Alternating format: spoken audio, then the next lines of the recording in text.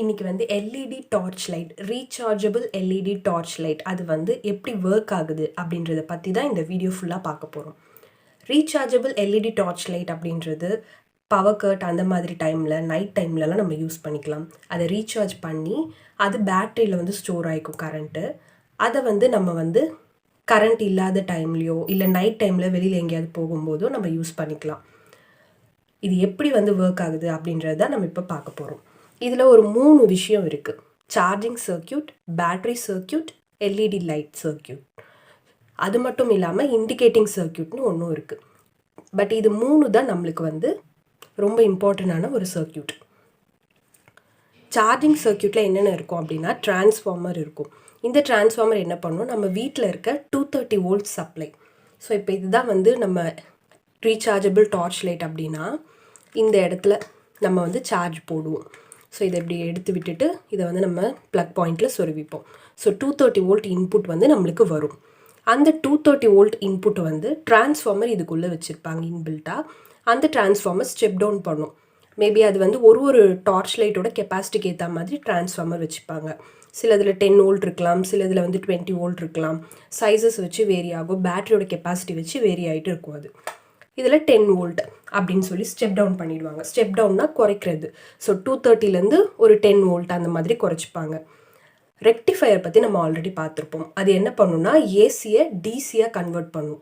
அப்போ இந்த 10 volt AC அந்த மாதிரி இருக்கிறத 10 வோல்ட் டிசியாக நம்மளுக்கு வந்து கன்வெர்ட் பண்ணும்.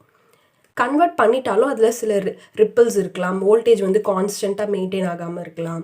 நம்மளுக்கே கூட வந்து சில டைம் வந்து டிரான்ஸ்ஃபார்மர் இன்புட் கூட வந்து 230 வோல்ட் வராமல் கொஞ்சம் குறைஞ்சி வரலாம். அந்த மாதிரி டைமில் வோல்டேஜ் ரெகுலேட்டர் என்ன பண்ணணும்னா எந்த மாதிரி இன்புட் இருந்தாலும் கான்ஸ்டன்ட் டிசி அவுட்புட்டாக நம்மளுக்கு மெயின்டைன் ஆகிற மாதிரி இருக்கும். ஸோ வோல்டேஜ் ரெகுலேட்டர்னால் மோஸ்ட்லி நம்ம வந்து ஜெனர் டயோட் அப்படின்னு ஒன்று இருக்குது. அதை தான் நம்ம வந்து யூஸ் பண்ணுவோம். அதுக்கப்புறம் அந்த கான்ஸ்டன்ட் டிசி அவுட்புட், எக்ஸாம்பிள் ஒரு 5 வோல்ட் தான் ஒரு பேட்டரிக்கு வந்து இன்புட்டாக வரணும் அந்த மாதிரி இருக்குன்னா அதுக்கேற்ற மாதிரி நம்ம ஜெனர் டயோடோட வேல்யூஸை வச்சுக்கிட்டோன்னா அந்த கான்ஸ்டன்ட் டிசி அவுட்புட் தான் நம்மளுக்கு எப்பவுமே கிடைக்கும். அதுக்கப்புறம் அதில் சில ரிப்பிள்ஸ்லாம் இருக்கும். ரிப்பிள்ஸ்னால் இந்த எரர் மாதிரி கொஞ்சம் விஷயம் இருக்கும், ஹார்மோனிக்ஸ் அப்படின்னு சொல்லுவாங்க. அதெல்லாம் ஃபில்டர் பண்ணுறதுக்காக, தேவையில்லாததெல்லாம் ஃபில்டர் பண்ணுறதுக்காக நம்ம கெப்பாசிட்டர்ஸை யூஸ் பண்ணுவோம். ஸோ கெப்பாசிட்டர்ஸை பேரலில் கனெக்ட் பண்ணி வச்சுட்டோன்னா அந்த இன்புட்லேருந்து வர ரிப்பிள்ஸ் எல்லாமே நம்மளுக்கு எலிமினேட் ஆகிடும். அதுக்கு அடுத்து வரது தான் இண்டிகேட்டிங் சர்க்கியூட். இப்போ நம்ம சார்ஜ் போட்டுட்டோம். ஸோ போட்ட பிறகு இதுக்கு சப்ளை வருதா இல்லையா அப்படின்றத இண்டிகேட் பண்ணுறதுக்காக இங்கே ஒரு எல்இடி இருக்கும். அது இண்டிகேட்டிங் எல்இடி. இதுக்கு ரொம்ப மைன்யூட் வேல்யூ இருந்தாலே போதும். ஓகே, ரொம்ப மில்லி வோல்ட் ரேஞ்சஸில் வோல்டேஜ் வந்தாலே இது வந்து க்ளோ ஆக ஆரம்பிச்சிடும். ஸோ நம்மளுக்கு வந்து இன்புட் இதுக்குள்ளே போகுது அப்படின்றத மென்ஷன் பண்ணுறதுக்காக இது வச்சுருக்காங்க. ஸோ அது வந்து இது. அடுத்து அது கூடவே ஒரு சீரிஸ் ரெசிஸ்டன்ஸ் வச்சுருப்பாங்க எல்இடி இண்டிகேட்டரோட. எதுக்குன்னா அதில் வந்து நிறைய ஹையான பவர் வந்து போயிடக்கூடாது அப்படின்றதுக்காக நம்ம இது யூஸ் பண்ணுறோம். அடுத்து வந்து பேட்ரி சர்க்கியூட். பேட்ரி சர்க்கியூட்டில் என்னென்ன இருக்கும் அப்படின்னா பேட்ரிக்கு முன்னாடியே வந்து நம்ம டயோடு வச்சுருவோம். டயோட் வந்து என்ன பண்ணோம் அப்படின்னா ஃபார்வர்ட் பயாஸில் தான் கண்டக்ட் பண்ணும். ரிவர்ஸ் பயாஸில் நம்மளுக்கு வந்து அது ஓப்பன் சர்க்கியூட்டாக மாறிடும். அப்போ என்ன பண்ணுவோம், அந்த டயோடு என்ன டயோடு யூஸ் பண்ணுறோன்னா IN4007. இது வந்து ஒன்றும் இல்லை, நார்மல் ஒரு PN ஜங்ஷன் டயோடை தான் இப்படி சொல்லுவாங்க. ஸோ பேட்டரிக்கு முன்னாடி இதை போட்டுட்டோன்னா இன்புட் கரண்ட் மட்டும் இந்த வழியாக இப்படி ஃப்ளோ ஆகி போயிடும். ரிவர்ஸில் வந்து நம்மளுக்கு வர்றதை இது பிளாக் பண்ணி விட்டுரும் இந்த டயோடு. அதுக்காக தான் இது நம்ம வந்து யூஸ் பண்ணுறோம். அடுத்து பேட்டரிக்கு அப்படியே அந்த இன்புட் வந்து போயிடும். ஸோ அது வந்து ஒரு 4 வோல்ட் பேட்டரி 0.4 ஆம்ஸ் இருக்கிறது அந்த மாதிரி ஒரு இதுக்கு ஏற்ற மாதிரி பேட்டரி ரேஞ்சுக்கு ஏற்ற மாதிரி அது வந்து சார்ஜ் ஆகிடும். சார்ஜ் ஆகி முடிச்சிருச்சு, இப்போ டிஸ்சார்ஜ் ஆக போகுது. அதுக்கு தான் நம்மளுக்கு எல்இடி லைட்டு. ஸோ இங்கே வந்து ஒரு ஸ்விட்ச் இருக்கும். அது வந்து என்னென்னா சிங்கிள் போல் சிங்கிள் த்ரோ ஸ்விட்ச். அதுதான் இங்கே யூஸ் பண்ணுவோம். அதை மட்டும் நம்ம வந்து தேவைப்படுற டைமில் ஆனு ஆஃபு இப்படி பண்ணிக்கலாம். ஸோ இது வந்து இதுதான். அதில் வந்து அதனால் எல்இடி லைட் வந்து நம்மளுக்கு எரியும். எல்இடி லைட் வந்து இங்கே கொடுத்துருவாங்க.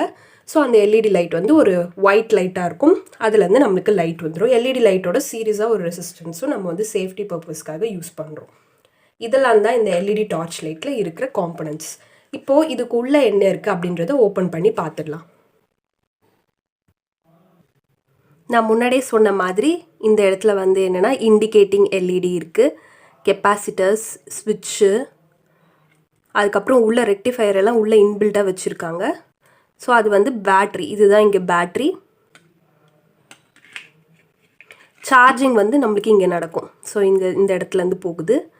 ஸோ இந்த இன்புட் வந்து இப்படி போயிட்டு அதுக்கப்புறமா தான் இந்த பேட்டரியில் போய் ஸ்டோர் ஆகுது. அப்புறம் பேட்டரியிலேருந்து நம்மளுக்கு எல்இடி லைட்டுக்கு போகுது.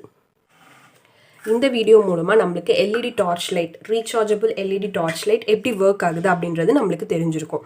இது எதுக்காக நான் இந்த வீடியோ போட்டிருக்கேன் அப்படின்னா, இதை பார்க்குறது மூலமாக எவ்வளவோ ட்ரிபிள் படித்தவங்க இருப்பாங்க, வேலை கிடைக்காம இருப்பாங்க. அவங்கெல்லாம் வந்து இந்த மாதிரி இதில் என்னென்ன திங்ஸ் இருக்குது அப்படின்றத தெரிஞ்சுக்கிட்டு, ஸோ அவங்களே வந்து இன்னும் கொஞ்சம் அதில் வந்து அட்வான்டேஜாக இன்னும் கொஞ்சம் எக்ஸ்ட்ராவாக பண்ண முடியுமா, இல்லை லோ காஸ்ட்டில் பண்ண முடியுமா, அந்த மாதிரிலாம் அவங்களே ஐடியா பண்ணி அவங்களே மேனுஃபேக்சர் பண்ண கற்றுக்கிட்டாங்க அப்படின்னா இது ஒரு பெரிய பிஸ்னஸாகவும் பண்ணலாம். அதுக்காகவும் நான் வந்து இந்த வீடியோ போட்டிருக்கேன். இந்த நேரத்தை பயனுள்ள வகையில் இந்த சேனல் வந்து கழிச்சிருக்கு அப்படின்னு நீங்கள் நினச்சிங்க அப்படின்னா மறக்காமல் இந்த சேனலை சப்ஸ்கிரைப் பண்ணுங்கள். நன்றி.